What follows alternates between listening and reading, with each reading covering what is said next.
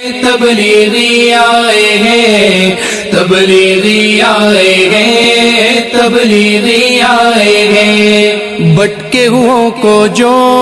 رستے پہ لائے ہیں، تبلیغی آئے ہیں، تبلیغی آئے ہیں، تبلیغی آئے ہیں، تبلیغی آئے ہیں، تبلیغی آئے ہیں، تبلیغی آئے ہیں، امن و اخوت کے پرچم لہرائے ہیں، تبلیغی آئے ہیں۔ السلام علیکم ورحمۃ اللہ وبرکاتہ۔ دو سوال آپ کی خدمت میں اور اس کے تسلی و تشفی بخش جواب پیش کیے جا رہے ہیں۔ پہلا سوال یہ ہے کہ کیا یوٹیوب کے ذریعے سے یا گوگل کے ذریعے سے اپنے خوابوں کی تعبیر معلوم کرنا درست ہے، یا ہم اپنے خواب کو کسی اور کو بتائیں تو اس سے کیا ہمیں ضرر ہوگا؟ تو جواب یہ ہے کہ اپنے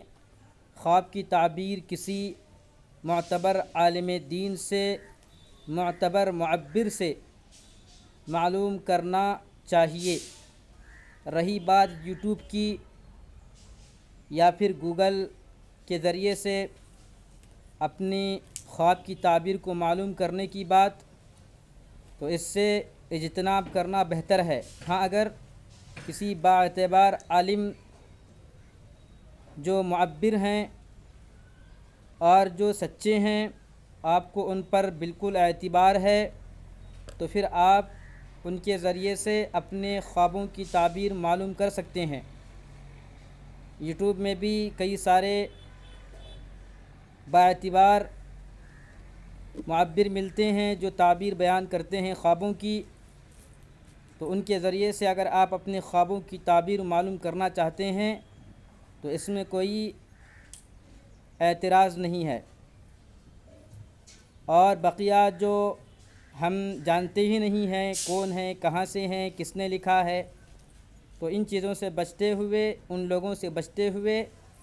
اپنے خوابوں کو انہیں نہیں بیان کرنا چاہیے، اور نہ ہی لکھی ہوئی کوئی خوابوں کی تعبیر اس پر اعتبار کرنا چاہیے۔ اور رہی بات اپنے خوابوں کو کسی اور کو بیان کرنے سے نقصان پہنچنے کی بات، تو اس کا تو ثبوت ملتا ہے احادیث سے کہ اپنے خوابوں کو، جو برے خواب ہیں، ان خوابوں کو کسی اور کو بیان نہ کرنا چاہیے۔ ہاں، اگر کوئی باعتبار معبر ہے تو اس کو بیان کرنے میں کوئی حرج نہیں ہے، لیکن ہر کسی سے اپنے خواب کو بیان کرنا تو اس سے ضرر پہنچنے کا اندیشہ ہے، اس سے نقصان پہنچتا ہے۔ لہٰذا جب بھی برا خواب دیکھے تو اپنے بائیں جانب 3 بار دھتکار دے، 3 بار تھونک دے یا 3 بار پھونک مار دے،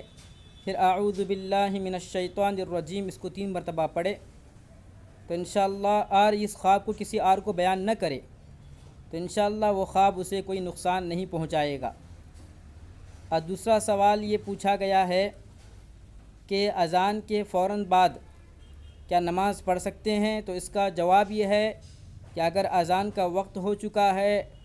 تو اذان وقت پر دی گئی ہے، تو اذان کے فوراً بعد خواتین حضرات اپنے گھروں میں نماز پڑھ سکتی ہیں، فوراً نماز پڑھ سکتی ہیں۔ اس میں انتظار کی ضرورت نہیں ہے، وقفے کی ضرورت نہیں ہے۔ اور مردوں کے سلسلے میں یہ ہے کہ اگر کوئی شرعی عذر کی بنا پر اپنے گھر پر ہی نماز پڑھتا ہے تو پھر اس کو چاہیے کہ وہ اذان کے فوراً بعد نماز پڑھے، اس میں کوئی حرج نہیں ہے۔ اور اگر کوئی بغیر شرعی عذر کے ایسے ہی سستی سے مسجد نہیں جاتا ہے، اپنے ہی گھر میں نماز پڑھ لیتا ہے تنہا، تو وہ جماعت کی نماز کو چھوڑنے کا گنہگار ہوگا، اور جماعت کو بلا کسی عذر کے چھوڑنا کبیرہ گناہ میں سے ہے۔ تو اس کا خیال رکھیں کہ بلا کسی شرعی عذر کے، شرعی عذر میں یہ بھی ہے کہ اگر کوئی بدعتی عالم ہے اور وہ اہل علم اور اہل اللہ کے شان میں گستاخی کرتا ہے اپنے بیانات میں، یا اس کا عقیدہ بگڑا ہوا ہے، دعاؤں میں اللہ کے علاوہ اللہ کے بندوں سے مانگ رہا ہے،